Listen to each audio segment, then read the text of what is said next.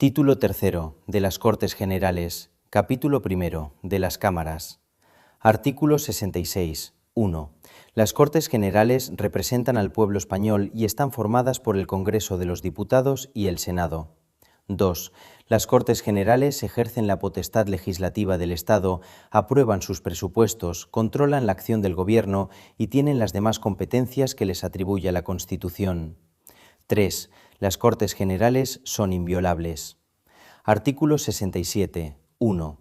Nadie podrá ser miembro de las dos cámaras simultáneamente ni acumular el acta de una asamblea de comunidad autónoma con la de diputado al Congreso. 2. Los miembros de las Cortes Generales no estarán ligados por mandato imperativo. 3. Las reuniones de parlamentarios que se celebren sin convocatoria reglamentaria no vincularán a las cámaras y no podrán ejercer sus funciones ni ostentar sus privilegios. Artículo 68. 1. El Congreso se compone de un mínimo de 300 y un máximo de 400 diputados elegidos por sufragio universal, libre, igual, directo y secreto en los términos que establezca la ley. 2. La circunscripción electoral es la provincia. Las poblaciones de Ceuta y Melilla estarán representadas cada una de ellas por un diputado. La ley distribuirá el número total de diputados, asignando una representación mínima inicial a cada circunscripción y distribuyendo los demás en proporción a la población. 3. La elección se verificará en cada circunscripción atendiendo criterios de representación proporcional. 4. El Congreso es elegido por 4 años. El mandato de los diputados termina 4 años después de su elección o el día de la disolución de la Cámara. 5. Son electores y elegibles todos los españoles que estén en pleno uso de sus derechos políticos. La ley reconocerá y el Estado facilitará el ejercicio del derecho de sufragio a los españoles que se encuentren fuera del territorio de España. 6. Las elecciones tendrán lugar entre los 30 días y 60 días desde la terminación del mandato. El Congreso electo deberá ser convocado dentro de los 25 días siguientes a la celebración de las elecciones. Artículo 69. 1. El Senado es la Cámara de Representación Territorial. 2. En cada provincia se elegirán 4 senadores por sufragio universal, libre, igual, directo y secreto por los votantes de cada una de ellas en los términos que señale una ley orgánica. 3. En las provincias insulares, cada isla o agrupación de ellas, con cabildo o consejo insular, constituirá una circunscripción a efectos de elección de senadores, correspondiendo 3 a cada una de las islas mayores, Gran Canaria, Mallorca y Tenerife, y 1 a cada una de las siguientes islas o agrupaciones: Ibiza, Formentera, Menorca, Fuerteventura, Gomera, Hierro, Lanzarote y La Palma. 4. Las poblaciones de Ceuta y Melilla elegirán cada una de ellas 2 senadores. 5. Las comunidades autónomas designarán además un senador y otro más por cada millón de habitantes de su respectivo territorio. La designación corresponderá a la Asamblea Legislativa o, en su defecto, al órgano colegiado superior de la comunidad autónoma, de acuerdo con lo que establezcan los estatutos, que asegurarán, en todo caso, la adecuada representación proporcional. 6. El Senado es elegido por 4 años. El mandato de los senadores termina 4 años después de su elección o el día de la disolución de la Cámara. Artículo 70. 1. La ley electoral determinará las causas de inelegibilidad e incompatibilidad de los diputados y senadores, que comprenderán, en todo caso, a los componentes del Tribunal Constitucional, b. a los altos cargos de la Administración del Estado que determine la ley, con la excepción de los miembros del Gobierno, c. al Defensor del Pueblo, d. a los magistrados, jueces y fiscales en activo, e. a los militares profesionales y miembros de las fuerzas y cuerpos de seguridad y policía en activo, f. a los miembros de las juntas electorales. 2. La validez de las actas y credenciales de los miembros de ambas cámaras estará sometida al control judicial en los términos que establezca la ley electoral. Artículo 71. 1. Los diputados y senadores gozarán de inviolabilidad por las opiniones manifestadas en el ejercicio de sus funciones. 2. Durante el periodo de su mandato, los diputados y senadores gozarán asimismo de inmunidad y solo podrán ser detenidos en caso de flagrante delito. No podrán ser inculpados ni procesados sin la previa autorización de la Cámara respectiva. 3. En las causas contra diputados y senadores será competente la Sala de lo Penal del Tribunal Supremo. 4. Los diputados y senadores percibirán una asignación que será fijada por las respectivas cámaras. Artículo 72. 1. Las cámaras establecen sus propios reglamentos, aprueban autónomamente sus presupuestos y, de común acuerdo, regulan el estatuto del personal de las Cortes Generales. Los reglamentos y su reforma serán sometidos a una votación final sobre su totalidad, que requerirá la mayoría absoluta. 2. Las cámaras eligen sus respectivos presidentes y los demás miembros de sus mesas. Las sesiones conjuntas serán presididas por el presidente del Congreso y se regirán por un reglamento de las Cortes Generales aprobado por mayoría absoluta de cada Cámara. 3. Los presidentes de las cámaras ejercen en nombre de las mismas todos los poderes administrativos y facultades de policía en el interior de sus respectivas sedes. Artículo 73. 1.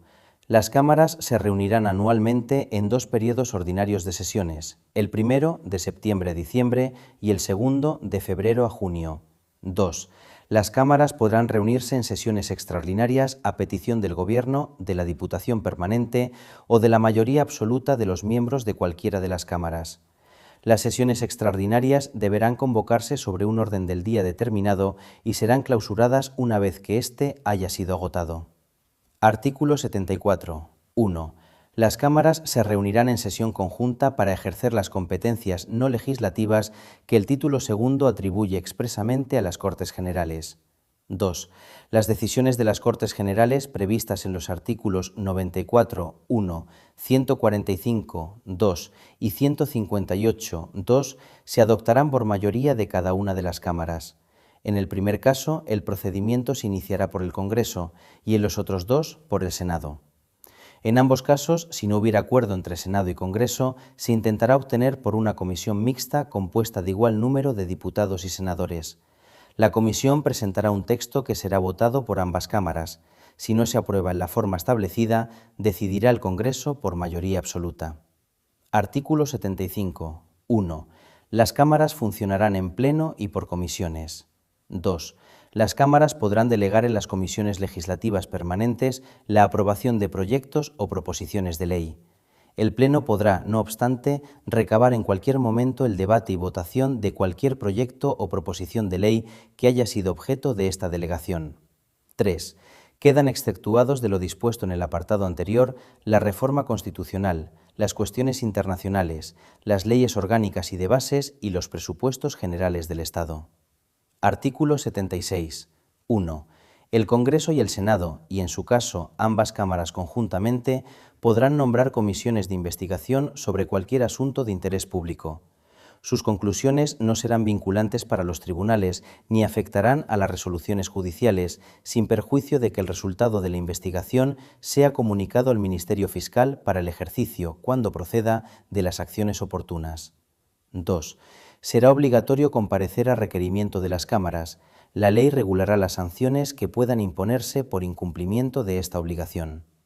Artículo 77. 1.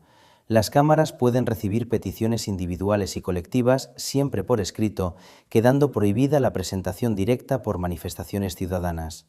2. Las cámaras pueden remitir al Gobierno las peticiones que reciban. El Gobierno está obligado a explicarse sobre su contenido, siempre que las cámaras lo exijan. Artículo 78. 1. En cada Cámara habrá una Diputación permanente compuesta por un mínimo de 21 miembros que representarán a los grupos parlamentarios, en proporción a su importancia numérica. 2. Las Diputaciones permanentes estarán presididas por el presidente de la Cámara respectiva y tendrán como funciones la prevista en el artículo 73, la de asumir las facultades que correspondan a las cámaras, de acuerdo con los artículos 86 y 116, en caso de que éstas hubieran sido disueltas o hubiera expirado su mandato, y la de velar por los poderes de las cámaras cuando éstas no estén reunidas. 3. Expirado el mandato o en caso de disolución, las Diputaciones permanentes seguirán ejerciendo sus funciones hasta la constitución de las nuevas Cortes Generales. 4. Reunida la Cámara correspondiente, la Diputación permanente dará cuenta de los asuntos tratados y de sus decisiones. Artículo 79. 1. Para adoptar acuerdos, las cámaras deben estar reunidas reglamentariamente y con asistencia de la mayoría de sus miembros. 2. Dichos acuerdos, para ser válidos, deberán ser aprobados por la mayoría de los miembros presentes, sin perjuicio de las mayorías especiales que establezcan la Constitución o las leyes orgánicas y las que para elección de personas establezcan los reglamentos de las cámaras. 3. El voto de senadores y diputados es personal e indelegable. Artículo 80. Las sesiones plenarias de las cámaras serán públicas, salvo acuerdo en contrario de cada cámara, adoptado por mayoría absoluta o con arreglo al reglamento. Capítulo 2. De la elaboración de las leyes. Artículo 81. 1. Son leyes orgánicas las relativas al desarrollo de los derechos fundamentales y de las libertades públicas, las que aprueben los estatutos de autonomía y el régimen electoral general y las demás previstas en la Constitución. 2. La aprobación, modificación o derogación de las leyes orgánicas exigirá mayoría absoluta del Congreso en una votación final sobre el conjunto del proyecto. Artículo 82. 1. Las Cortes Generales podrán delegar en el Gobierno la potestad de dictar normas con rango de ley sobre materias determinadas no incluidas en el artículo anterior. 2. La delegación legislativa deberá otorgarse mediante una ley de bases cuando su objeto sea la formación de textos articulados o por una ley ordinaria cuando se trate de refundir varios textos legales en uno solo. 3. La delegación legislativa habrá de otorgarse al Gobierno de forma expresa para materia concreta y con fijación del plazo para su ejercicio. La delegación se agota por el uso que de ella haga el Gobierno mediante la publicación de la norma correspondiente. No podrá entenderse concedida de modo implícito o por tiempo indeterminado. Tampoco podrá permitir la subdelegación a autoridades distintas del propio Gobierno. 4. Las leyes de bases delimitarán con precisión el objeto y alcance de la delegación legislativa y los principios y criterios que han de seguirse en su ejercicio. 5. La autorización para refundir textos legales determinará el ámbito normativo a que se refiere el contenido de la delegación, especificando si se circunscribe a la mera formulación de un texto único o si se incluye la de regularizar, aclarar y armonizar los textos legales que han de ser refundidos. 6.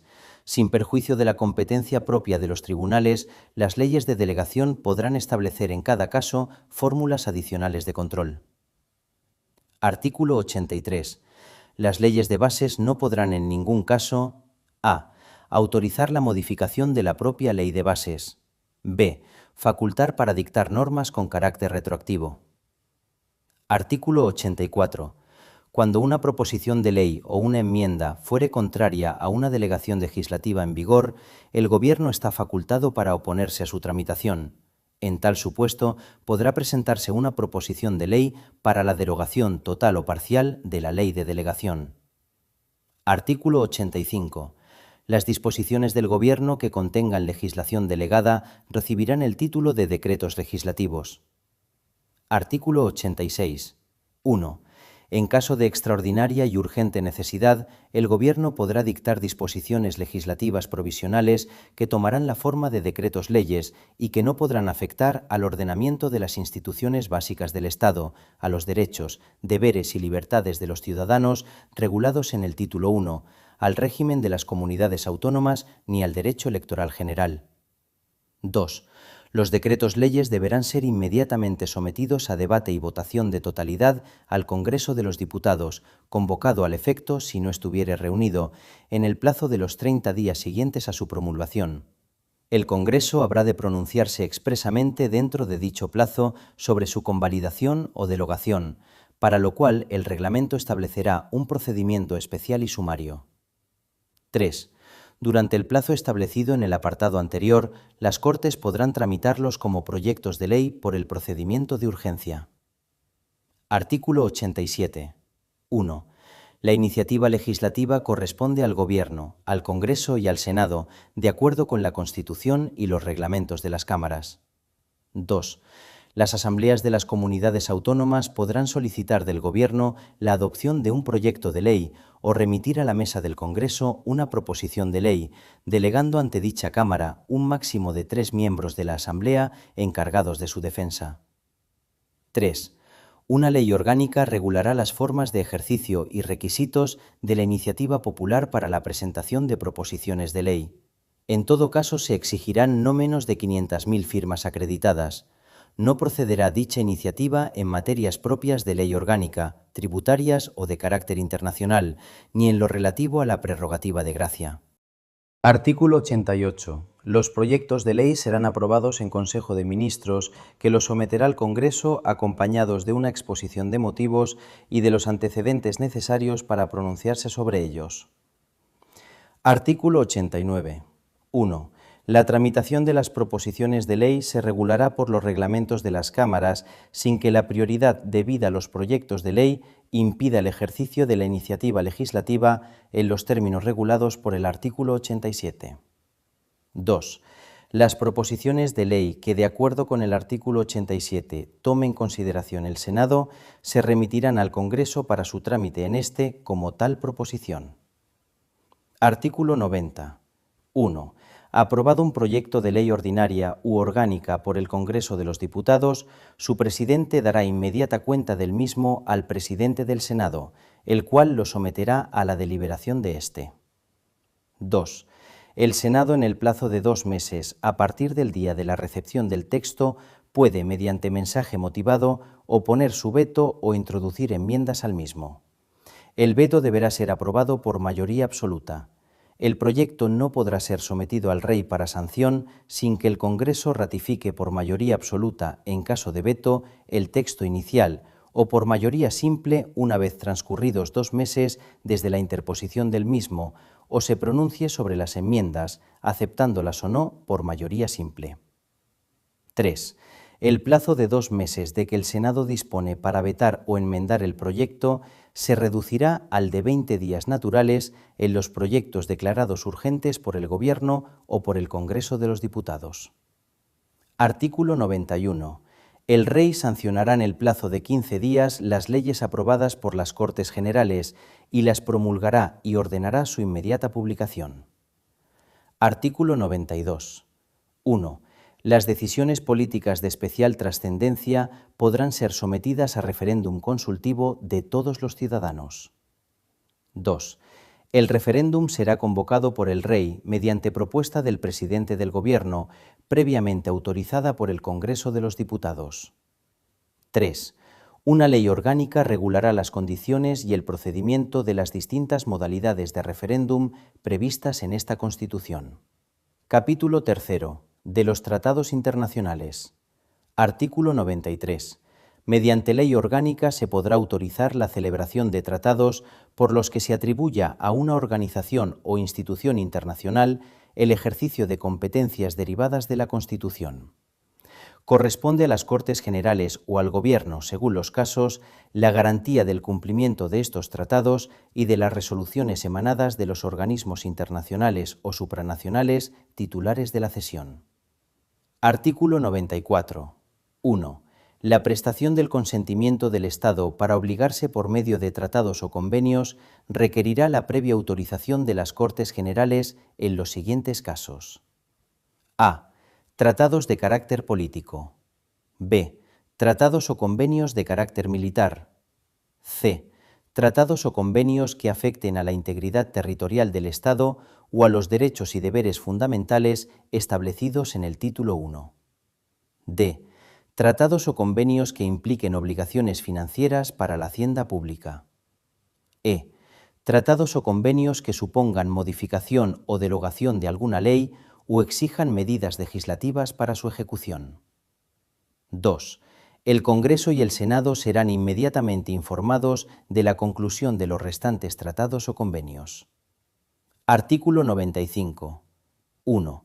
La celebración de un tratado internacional que contenga estipulaciones contrarias a la Constitución exigirá la previa revisión constitucional. 2. El Gobierno o cualquiera de las cámaras puede requerir al Tribunal Constitucional para que declare si existe o no esa contradicción. Artículo 96. 1. Los tratados internacionales válidamente celebrados, una vez publicados oficialmente en España, formarán parte del ordenamiento interno. Sus disposiciones sólo podrán ser derogadas, modificadas o suspendidas en la forma prevista en los propios tratados o de acuerdo con las normas generales del derecho internacional. 2. Para la denuncia de los tratados y convenios internacionales se utilizará el mismo procedimiento previsto para su aprobación en el artículo 94.